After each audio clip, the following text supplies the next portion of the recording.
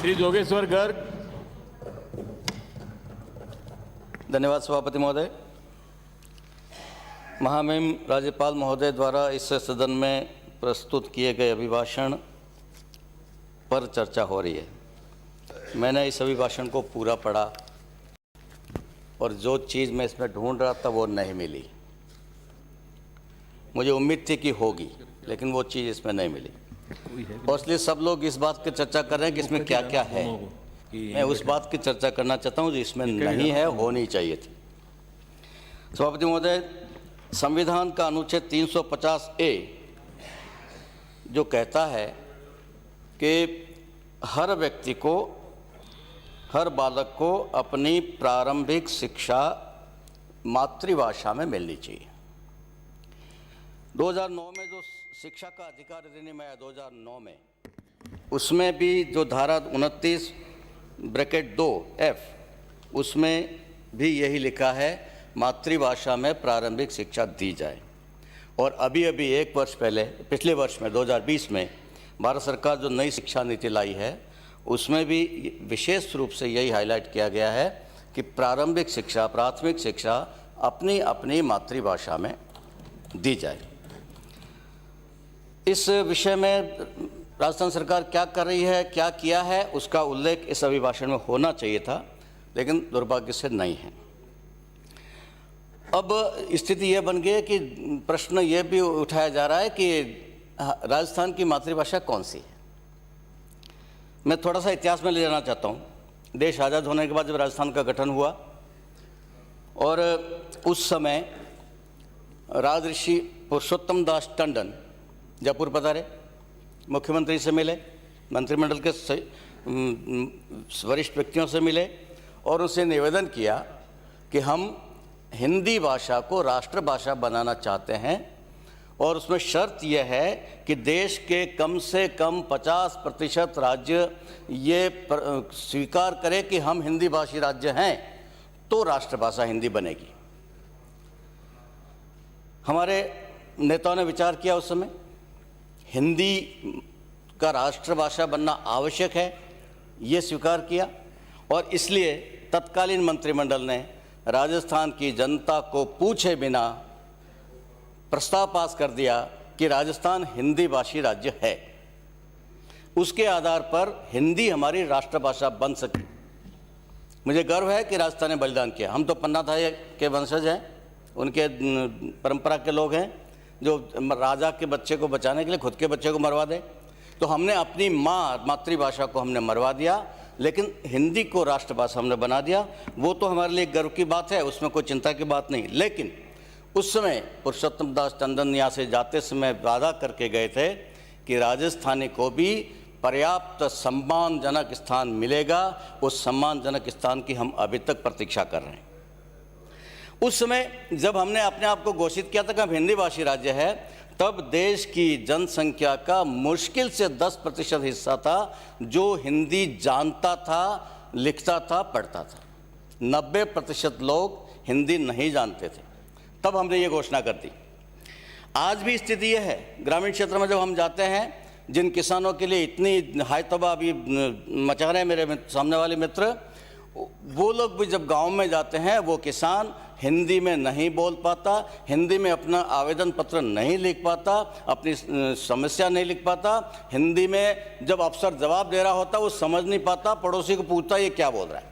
आज भी जनसंख्या के आंकड़ों में यदि मैं बात करूं, 1951 की जनगणना के अनुसार राजस्थान में 1,06,00,000 लोग राजस्थानी भाषा की विभिन्न बोलियां बोलते थे और हिंदी भाषी मात्र 33 लाख थे 51 में।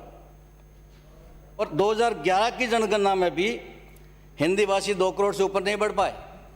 राजस्थानी भाषी आज भी 5 करोड़ के लगभग है राजस्थान में। राजस्थान के बाहर हैं वो अलग, विश्व भर में है वो अलग। वो सारी संख्या मिलाओ 10 करोड़ से बाहर जाती है।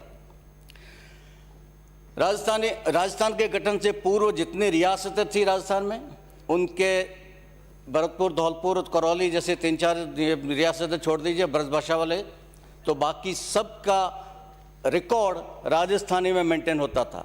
आपस में पत्र व्यवहार राजस्थानी में होता था और उसमें कहीं कोई दिक्कत नहीं आती थी। राजस्थानी भाषा कितनी पुरानी है इस पर सवाल उठते हैं, तो मैं निवेदन करूं, जालोर में एक घटना हुई थी, इतिहास में दर्ज है। सन 1311 अलाउद्दीन खिलजी का आक्रमण हुआ। वीरमदेव वहाँ और कांदरदेव राजा थे, वीरमदेव राजकुमार थे, वो शहीद हुए। उसमें सोनेग्रा साम्राज्य का पतन हुआ। उस घटना पर एक काव्य लिखा गया 1535 में। पद्मनाभ महाकवि ने वो महाकाव्य लिखा जिसका नाम है कानड़देव प्रबंध। उसको वो उस समय तक की उस मरु भाषा का ग्रंथ है, जिसको राजस्थान के लोग कहते हैं कि ये राजस्थानी का पहला ग्रंथ है, गुजरात के लोग कह रहे हैं कि गुजराती का पहला ग्रंथ है। वहीं से राजस्थानी और गुजराती दो भाग में बटी। पहले दोनों मरुभाषा के रूप में पहचानी जाती थी। गुजरात के विश्वविद्यालयों में वो ग्रंथ आज भी पढ़ाया जाता है, राजस्थान में नहीं पढ़ाया जाता। वो कानड़देव प्रबंध हमारा पहला ग्रंथ है। 19 जी सर कहाँ है बता रहा हूँ सर। हाँ। आप 15 मिनट मुझे दे दीजिए। हमें तो मालूम नहीं है। आसन ने 15 मिनट दिए, 15 मिनट में आपके सारे सवालों का जवाब मैं दूंगा, फिर कोई प्रश्न बचेगा नहीं, इसीलिए आज विषय मैंने लिया है। तो 1535 से जो भाषा रिकॉर्ड पे है उसको 1912 में डॉक्टर ग्रियर्सन, क्योंकि भारतीय लोगों की बात हमको ज़रा कम समझ में आती है, कम विश्वास होता है, मैं विदेशों की बात कर रहा हूँ, विदेशी विद्वानों की बात कर रहा हूँ। 1912 में डॉक्टर ग्रियर्सन आए और उसके लगभग आसपास भी इटली वालों की बात जल्दी समझ में आएगी आपको। टैसीटोरी नाम के विद्वान आए, पूरे राजस्थान में घूमे और पूरे राजस्थान में घूमने के बाद जो उन्होंने सर्वे किया उसके अनुसार उन्होंने राजस्थानी को, उसमें भले उन्होंने राजस्थानी नाम नहीं दिया होगा, पर उस राजस्थानी भाषा विभिन्न बोलियों को मिलाकर समृद्ध भाषा के रूप में उन्होंने उसको रिकॉग्नाइज किया। और रिकॉग्नाइज करने के बाद बोलने दो उन्हें, उसको बाकायदा अभिलेख में अपने रिपोर्ट्स में उन्होंने लिखा है, अपने लेखों में उन्होंने लिखा है, अपनी पुस्तकों में उसको लिखा है और बहुत ही मजबूत और समृद्ध भाषा के रूप में उसको स्वीकार किया। उसके बाद में अभी भी 1970 के दशक में शिकागो विश्वविद्यालय में प्रोफेसर है कालीचरण बहल। कालीचरण बहल साहब ने वहाँ राजस्थानी पे शोध किया है शिकागो में, शिकागो यूनिवर्सिटी में, और वहाँ उन्होंने बाकायदा राजस्थानी के कोर्स चलाए हैं और अब भी चल रहे हैं, और वहाँ शब्दकोश का निर्धारण किया है और उस शब्दकोश में लगभग 11 लाख शब्द माने जा रहे हैं। डॉक्टर सीताराम लालस ने राजस्थानी का शब्दकोश लिखा 11 खंडों में, उसमें उस समय तक 3 लाख शब्द थे। शिकागो यूनिवर्सिटी में जो डॉक्यूमेंटेशन हो रहा है, जो राजस्थानी के शब्दों का संग्रह किया गया है, वो 11 लाख तक वो संख्या पहुंच गई है। यहाँ मैं आपको बता दूं, अंग्रेजी के शब्दकोश में भी 11 लाख शब्द नहीं है, इससे आधा ही है, और हिंदी में तो और भी कम है, 1.5-2 लाख शब्द ही है पूरे। इतनी समृद्ध हमारी राजस्थानी भाषा, उसको हम भूल गए। प्रोफेसर लखन गुसाई जो अमेरिकन यूनिवर्सिटीज़ में दक्षिण एशियाई भाषाओं के विशेषज्ञ माने जाते हैं, डॉक्टर लखन गुसाई, उन्होंने भी इस राजस्थानी भाषा पर को बहुत समृद्ध भाषा माना, मजबूत भाषा माना, और उस पर भी उन्होंने अमेरिका की विभिन्न यूनिवर्सिटीज़ में बहुत काम किया, कोर्सेज चलाए हैं। नेपाल सरकार ने राजस्थानी भाषा को मान्यता दे रखी है। नेपाल सरकार ने अपनी मान्यता प्राप्त भाषाओं में राजस्थानी को भी कर रखा है। और वो जो राजस्थानी आप कह रहे हैं, शिवसेना वाले माननीय विधायक कह रहे हैं, कौन सी राजस्थानी? यूजीसी नेट की परीक्षाएं आयोजित करती है और उसके माध्यम से JRF junior research fellowship scholarship वो प्रदान करती है जिस राजस्थानी भाषा के विद्यार्थियों को। उस राजस्थानी भाषा की मैं बात कर रहा हूँ जिस राजस्थानी भाषा के साहित्य को केंद्रीय साहित्य अकादमी हर साल एक साहित्यकार को पुरस्कृत करती है, जिसमें हमारे जालोर के भी एक साहित्यकार पुरस्कृत हो चुके हैं, रामेश्वर वाली श्रीमाल जी। उस राजस्थानी भाषा की मैं बात कर रहा हूँ। अमेरिकन लाइब्रेरी कांग्रेस उसमें राजस्थानी भाषा संरक्षण प्राप्त भाषा है। दुर्भाग्य से अपने घर में उसकी मान्यता, उसकी वैल्यू, उसकी कीमत, पहचान नहीं है। मैं धन्यवाद करना चाहता हूँ 2003 25 अगस्त हमें से कुछ लोग उसमें रहे होंगे इस सदन में।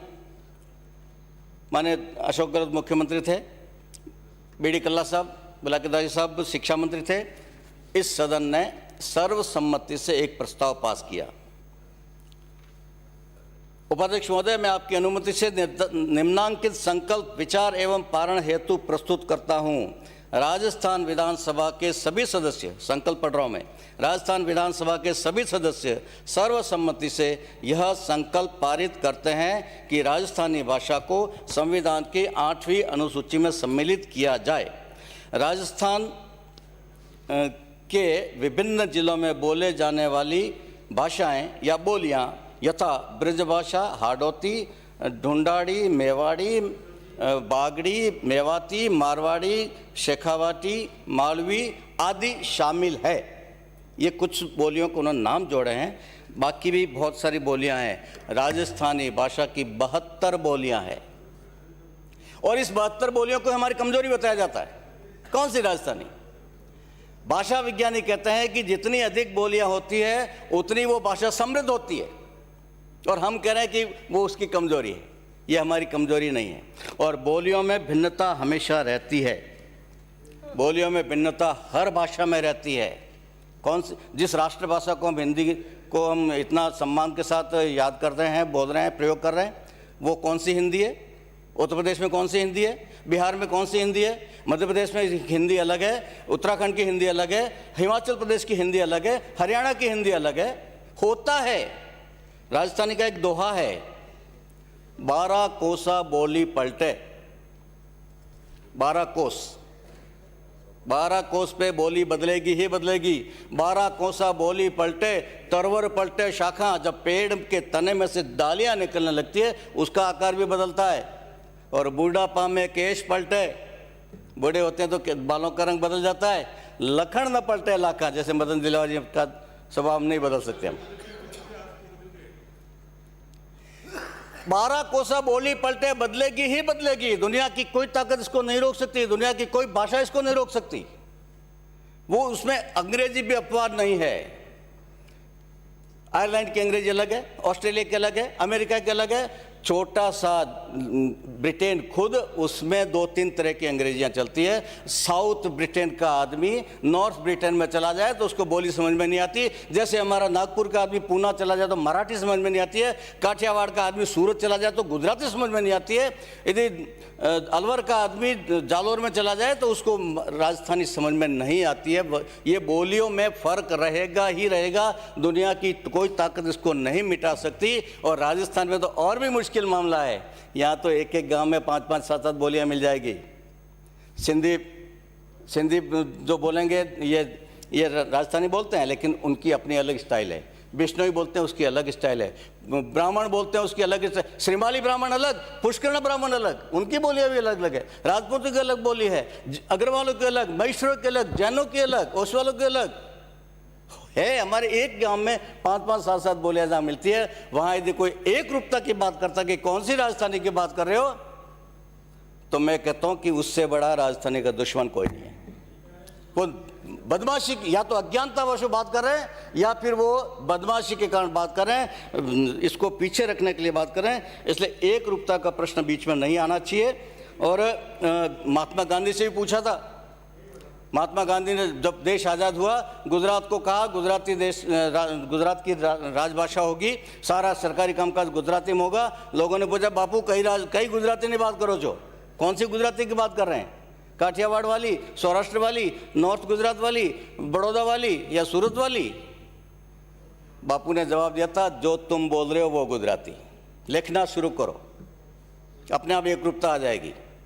लिखने में जब आएगी, प्रिंट में जब आएगी, अखबारों में आएगी, किताबों में आएगी, धीरे धीरे शब्दों का आदान प्रदान होता रहेगा। मेवाड़ी के शब्द जाके हाड़ौती में मिल जाएंगे, हाड़ौती के शब्द वहाँ मिल जाएंगे, आपको शेखावाटी में मिल जाएंगे, ढूंढाड़ी में मिल जाएंगे, आपस में मिक्स हो जाएंगे और सब ठीक हो जाएगा। मुझे याद आता है स्वर्गीय कन्हैयालाल जी सेठिया साहब, जिन्होंने कहा था कि चेहरा खाली धड़री कद हुए चेहरा बिना पहचान, और राजस्थानी रह बिना केड़ो राजस्थान, वो लाडनू के रहने वाले थे, लेकिन उनकी लिखी हुई कविता अरे घासरी रोटी ही इज्जत पूरे राजस्थान में पढ़ी जाती है। पूरे राजस्थान के बच्चे पढ़ते रहे, समझते रहे हैं, कोई दिक्कत नहीं आई। सूर्यमल मिश्र हाड़ौती के कवि थे। मैं 1980 से इस आंदोलन से जुड़ा हुआ हूँ। मैं वर्षों तक सूर्यमल मिश्र को बीकानेर का मानता रहा, बाद में पता चला कि नहीं वो तो हाड़ौती के थे। उनकी भाषा से मैं उनको बीकानेर का मानता था। इसलिए कोई दिक्कत कहीं लिखित में, साहित्य में कहीं कोई दिक्कत नहीं है। इस एक रूपता का प्रश्न खड़ा करना बिल्कुल गलत है और ये मिस्चीवियस कहता हूँ मैं, इसको बदमाशी पूर्वक किया जाता है। मैं निवेदन करना चाहता हूँ इस बात के लिए। 1992 में मैंने करवाया था, 116 विधायकों ने दस्तखत किए थे। स्वर्गीय गुमान मंजी लोढ़ा पाली के सांसद थे। उन्होंने राजस्थान के 35 में से लगभग 26-27 सांसदों के दस्तखत किए थे, जिसमें महाराजा गज सिंह जी भी राज्यसभा में सांसद थे। और हम लोग बोट क्लब पे जाके धरने पे बैठे थे पूरा दिन। महाराजा गज सिंह जी भी विराजे थे, गुमान मंजी लोढ़ा भी विराजे थे, और हम लोग और कई लोग थे। और हमने मांग की थी कि इसको 8वीं अनुसूची में शामिल किया जाए। और उसके बाद अब भी, इस समय भी 120 विधायक माननीय मुख्यमंत्री को पत्र लिख चुके हैं, मेरे पास कॉपियां हैं। राजस्थानी को मान्यता प्रदान की जाए, मान्यता भारत सरकार प्रदान करेगी, ठीक है, लेकिन राजस्थान में तो पहले आप उसको राजभाषा स्वीकार करो। और राजभाषा एक से अधिक हो सकती है। झारखंड में 8 भाषाओं को राजभाषा बना दिया उन्होंने। गोवा में 4 भाषाएं जो राजभाषा के रूप में एक्ट बनाकर की हुई है। छत्तीसगढ़ में हिंदी के साथ साथ छत्तीसगढ़ी को राजभाषा बना दिया। वो अभी तक छत्तीसगढ़ी अभी तक 8वीं अनुसूची में नहीं है। कोंकणी को जब राजभाषा घोषित किया था गोवा ने, तो उसके कई सालों बाद वो वहाँ 8वीं अनुसूची में शामिल हुई थी। ऐसे कई उदाहरण मेरे पास है जब हम कर सकते हैं। मैं आप सभापति महोदय, आपके माध्यम से इस सदन से निवेदन करना चाहता हूँ, सरकार से निवेदन करना चाहता हूँ, विशेषकर मुख्यमंत्री से निवेदन करना चाहता हूँ। आप राजस्थानी के बड़े हितैषियों में माने जाते हैं। आपसे मेरा निवेदन है, जैसे आपने संकल्प पारित कराया था, वैसे ही इस को एक राजस्थानी को राजभाषा का दर्जा देने के लिए आप एक्ट लाइए, संशोधन, राजभाषा एक्ट में संशोधन लाइए, उसको शामिल करिए। जो छोटे मोटे झगड़े हैं, जैसे ब्रज भाषा है, ब्रज में राजस्थानी में बहुत फर्क है, ब्रज को भी शामिल कर लीजिए। राजस्थानी, ब्रज, और भी कोई नाम, बागड़ी नाम डालना है डाल दीजिए, 2, 4, 5 नाम डाल दीजिए भले, पर करिए। ये प्रारंभिक शिक्षा उस भाषा में होनी चाहिए। ब्रज क्षेत्र के बच्चों की प्रारंभिक शिक्षा ब्रज में होनी चाहिए, मारवाड़ के प्रारंभिक बच्चों की शिक्षा प्रारंभिक शिक्षा मारवाड़ी में होनी चाहिए। ऐसी व्यवस्था हमको करनी होगी और ये राजस्थानी को जीवित रखने के लिए बहुत ज़रूरी है। अभी अभी कुछ दिन पहले ये इंडियन एक्सप्रेस में लेख आया है जिसने राजस्थानी की 3 बोलियों को डाइंग लैंग्वेज कह दिया है, जिसमें आपकी हाड़ौती, ये ढूंढाड़ी भी शामिल है, हाड़ौती भी शामिल है। वो मर रही है भाषाएं। और जब भाषा मरती है, सिर्फ भाषा नहीं मरती है, संस्कृति मरती है उसके साथ में। भाषा संस्कृति की वाहक होती है, वाहन होती है। जब भाषा मरती है तो पूरी संस्कृति समाप्त होती है। राजस्थानी भाषा समाप्त जिस दिन होगी, राजस्थान की संस्कृति समाप्त हो जाएगी। इसलिए इसको बहुत महत्वपूर्ण इस विषय इसको मानते हुए मैं एक बार फिर आपके माध्यम से निवेदन, इस सदन से निवेदन करता हूँ, सरकार से निवेदन करता हूँ, राजभाषा कानून में संशोधन करिए और उसमें राजस्थानी को, ब्रज को, इनको शामिल करके प्रारंभिक